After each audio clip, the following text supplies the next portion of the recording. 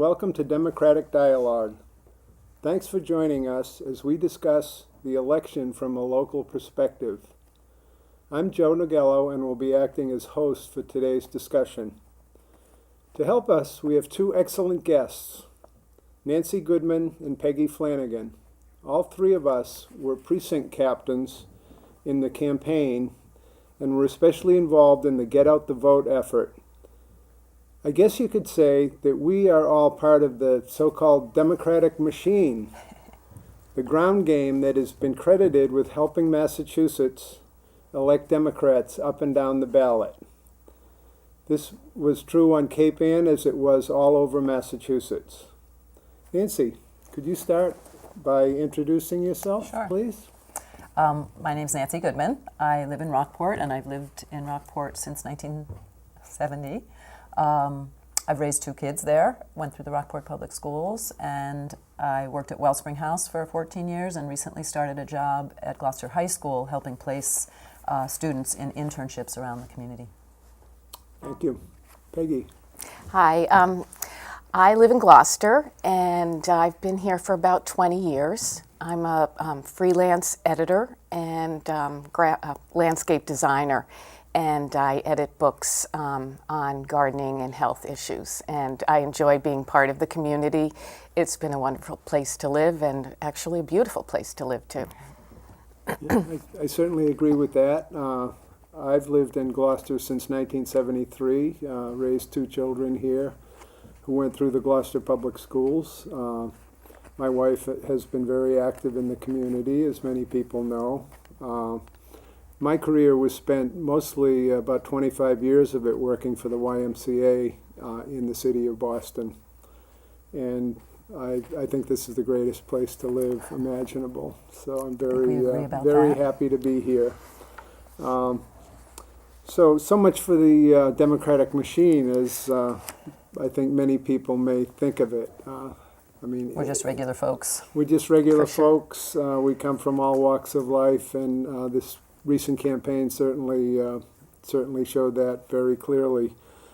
Let's talk about why we're Democrats, and especially why we decided to put so much time and effort into this particular campaign. Why don't we start with you, Peggy? Well, I feel the main reason that I'm a Democrat is my feeling of community, caring about those around me, and wanting to do the best for educational issues. I have no hatred of government. I love government. I think it's important that we participate. We need to elect the best people to government, and I think it's part of what makes this country so great. And when I was in college, I took a political science course about the Constitution, and it was my favorite course in college. And I was actually a history major, but my favorite class was the political science course, and it just made me feel that there's so much we can do to participate in government, and we have a wonderful democratic system, and I just think it's important to vote, and I vote Democrat because it's most closely aligned with my feeling that we're all in this together, and we should share any kind of way that we can help other people, I guess. So, Were you involved in other campaigns to the level you were this time? Yeah, actually, I started in working on campaigns, I would say it was the late 80s. I first started voting in the 80s, and one of the main things that I felt was they were talking about the trickle-down system at that point. And it was sort of, to me, like, trickle down. Trickle? So I always felt that what makes this country so great is that it's a meritocracy. And I get concerned, especially today, that we're, as they say, we're making the rich richer and the poor poorer.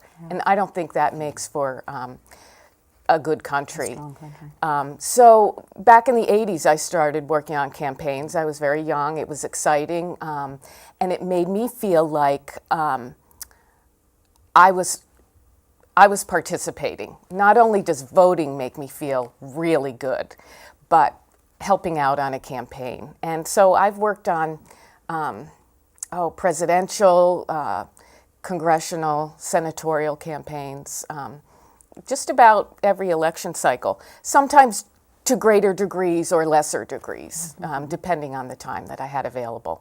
And it's just a great, great rewarding feeling to take part. Yeah. I was much more involved in this campaign than I ever have been before. I've done phoning and smaller projects, but taking on the role of precinct captain was big. And it was because I have time. I mean, I don't know in the future I'd like to get involved again, but it depends on how big a commitment I can make. I think I would echo so many of the things you said about why I'm a Democrat.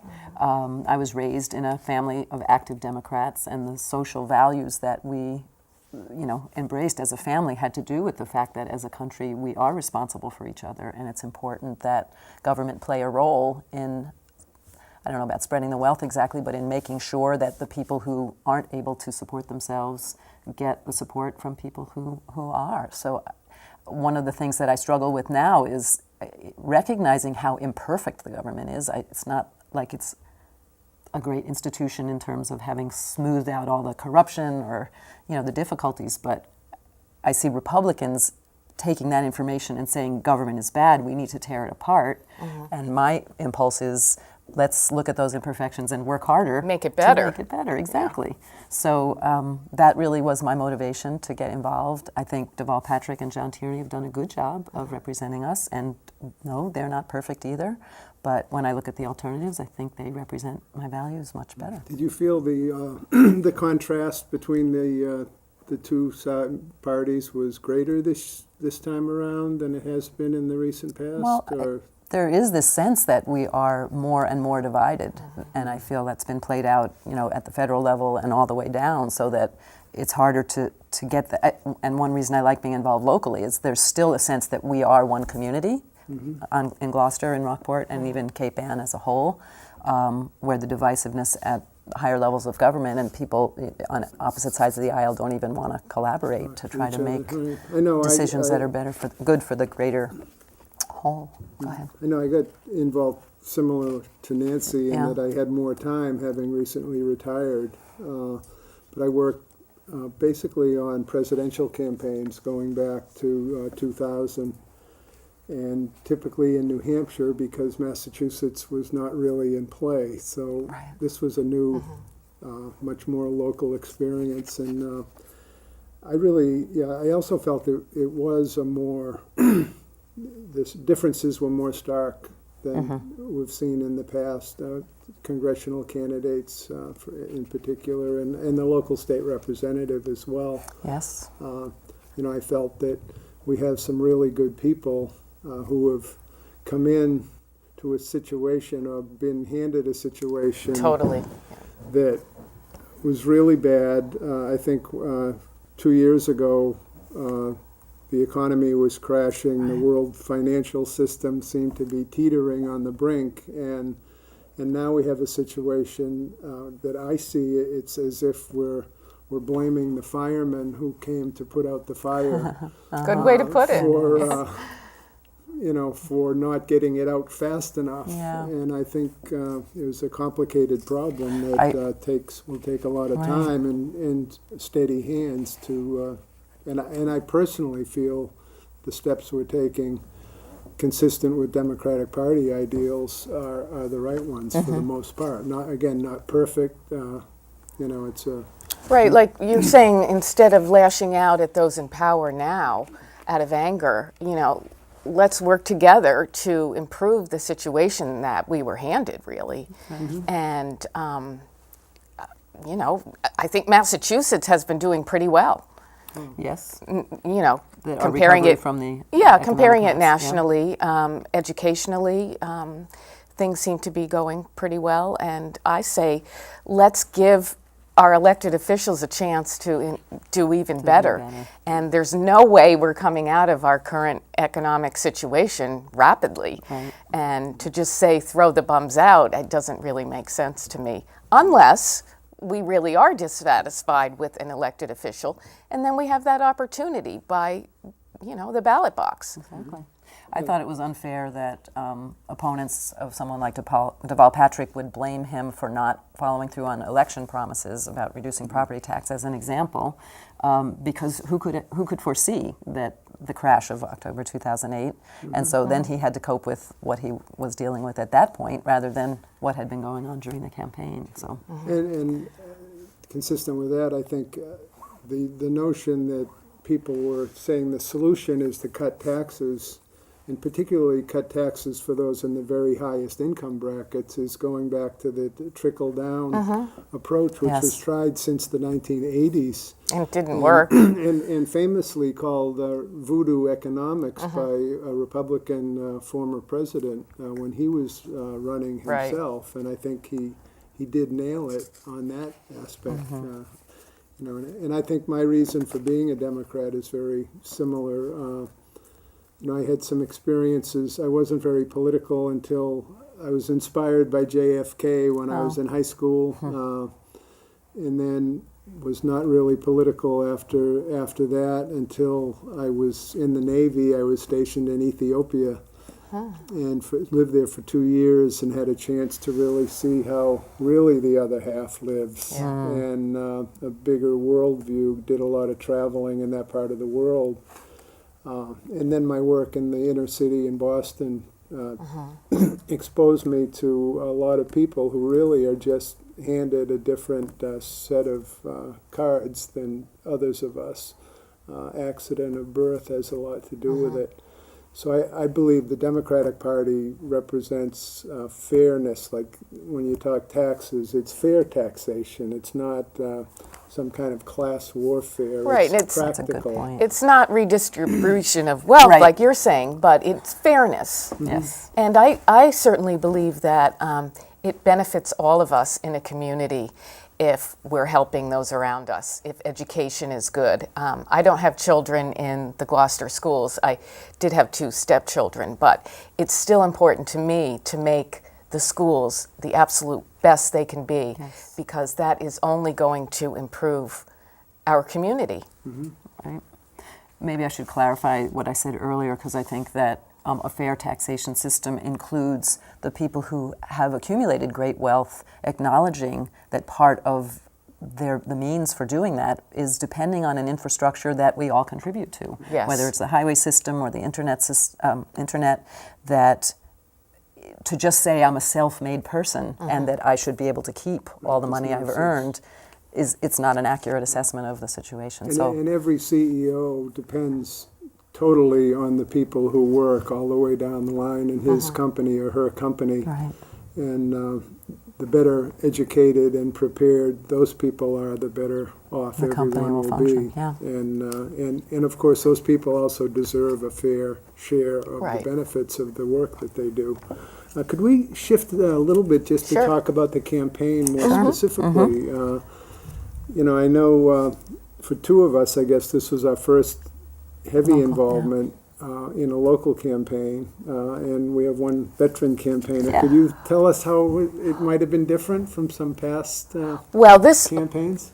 was actually the first time I was, in a position of being a precinct captain. And in fact, Catherine only asked me, like a week and a half before the election to do that. And after I said yes, because she's very persuasive, I started thinking, oh my gosh, how did I get myself into this?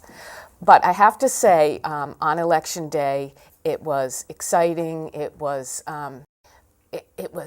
really rewarding to see the people who came out, who just dropped in and said, what can I do to help? Where were you working? What precinct? What part I'm of in town? Central Gloucester. I was working with the people at McPherson Park, and the people there, the election officials were very accommodating. It was a nice feeling. People coming in to vote were excited.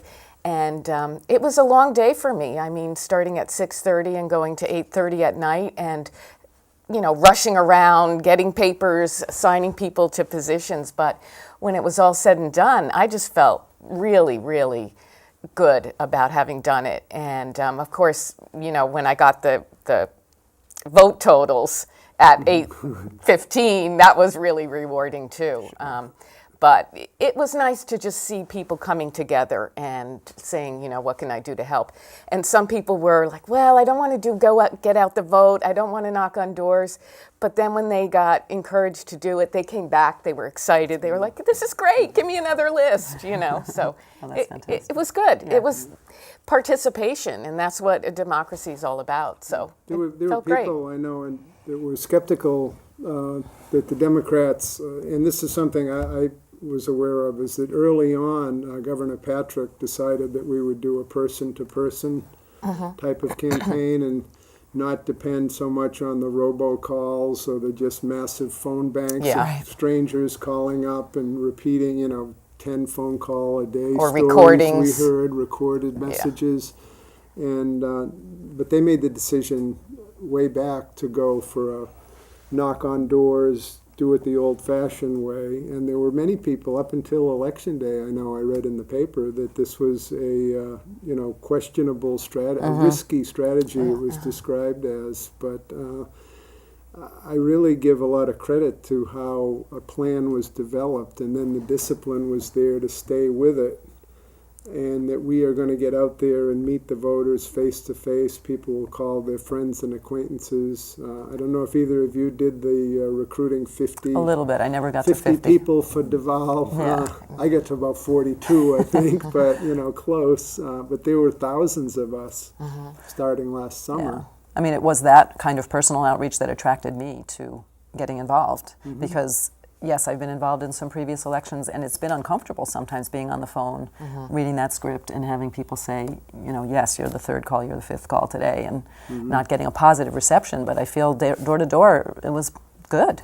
People were wanting to engage, and it just seemed much more personal. I liked that. And I think especially, when I did some door-to-door canvassing in presidential campaigns in New Hampshire, but to do it locally and to be able to say, hi, I'm your neighbor, Right. Yeah. working right in my precinct, it was very much more comfortable, and a lot of people knew who I was, or I knew who they were, and knew their kids maybe growing up. And I think all the volunteers experienced something like that. I think so too. I have to make a plug here. I think the local leadership, Carolyn Stewart and Catherine Bayless, were astonishingly dedicated, but also yes. amazingly disciplined. Yes. I mean, they didn't give us any rope to take the easy way out, which would have been to just pick up the phone and call everybody on your 400 home list.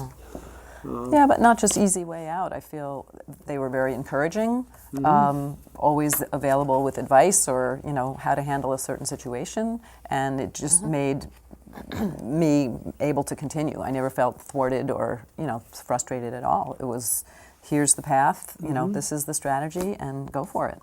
Yeah, I we really stuck liked to that. the plan, though. Yeah. I also had some great experiences with volunteers, as Peggy noted, who I know I was at the campaign headquarters on Sunday before the election, and we were trying to canvass every single home on a list of about 400 that we had in my precinct. And we ended up getting to about 300 and actually knocking on the door with a person. But there were two much elderly, very elderly folks that came in separately, and they just wanted to do something. And they happened to come together, and I happened to be there, so I needed someone to cover Western Avenue, which is a long street with not a lot of density. And they agreed to do it, and they came back like 3 hours later, having gone to every single house in that section of Western Ave.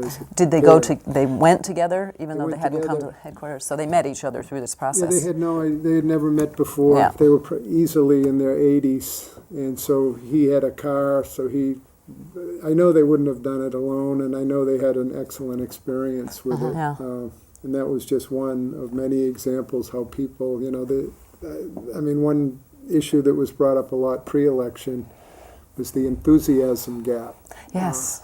I don't know. I think it's safe to say none of us saw an enthusiasm gap for the Democrats compared to the other guys. Well, I think a structure was created for us, and then we, as precinct captains, had the opportunity to invite people to participate in it. And I mean, not everybody said yes, but the people who stepped forward, enthusiasm and dedication. I mean, I think the most outstanding story in my precinct was an older woman. She was only 73, but she. A little bit older. The Get Out the Vote campaign stretched from Saturday through Tuesday, and she was out there every day with things to hang on people's doors, and she just kept going, like the Energizer Bunny, I guess. And up till the very last, like 6 o'clock on election night, and she called and said she had just worn out. But dedication. Well, certainly, people who are retired have a little extra time to give, but I would really love to see more young people involved too. And I had 2 young people in my precinct. They were in their 20s and they were very enthusiastic, and I'd love to see more of that. There's things you can do on weekends or in the evenings. It doesn't have to, change your work schedule or anything like that.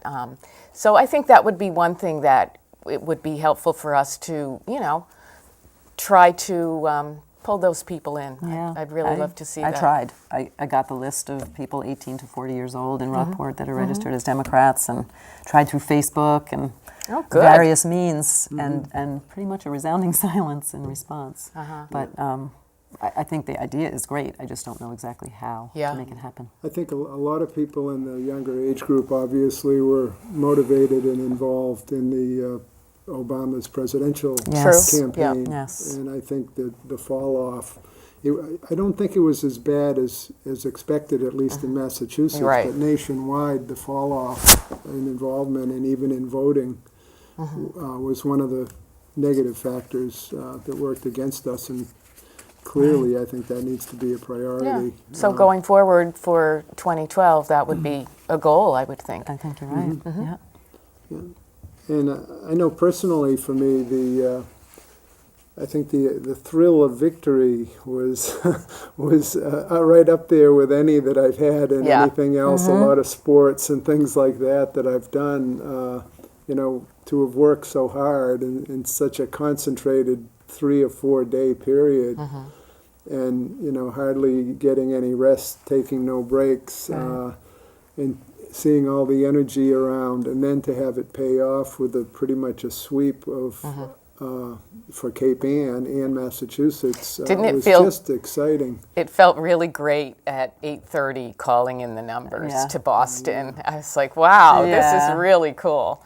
So, and feeling like when I've seen on TV, the precinct numbers coming in when you're watching the election returns, I'm like, hey, I just called in my precinct. You contributed. I know. It felt, even though it was Rockport is a tiny drop in the bucket, and yet when you see how much work went into it, and we organized people and we delivered, it was really great. I remember feeling, and this comes back to kind of the idea, was it a risky strategy? And this would be true every election day. There is no dress rehearsal. Right. We're building this whole structure to happen on election day, but then there's that anxiety about, is it going to work? And it's totally dependent on the machine, so-called, is totally dependent on people like us who say they're going to volunteer, but if they get up that morning, it's not like their job is at stake and they have to go to work. There's that risk factor that people will decide that they have other priorities that day, and someone else, I'm sure, will fill my spot.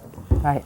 But I think on the other hand, it is true. I mean, the issue of this recent Supreme Court ruling, which really opens the money floodgates, I think is something a lot of us are concerned about.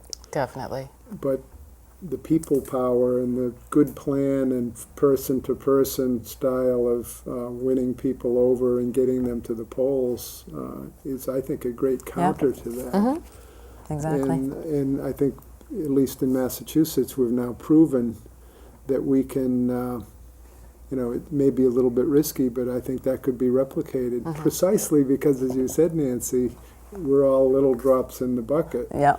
But if you just have enough of them, it ends up in more than a small make a wave. Effect. A wave, a big wave. I'd like to thank you very much for sharing all this with us, by the way. But I'd like to, in the last few minutes here, just bring up an issue that was in the Beacon on the election issue last week, and that was that the possibility of making it more efficient, supposedly, by combining polling places in Gloucester. We have 10 places now where people can vote, and the idea is to save some money, I guess, and to make it easier to manage. They want to consolidate. Did they say the number they want to go down to? They didn't say. They specifically said there's no magic number, but just to have less. Okay.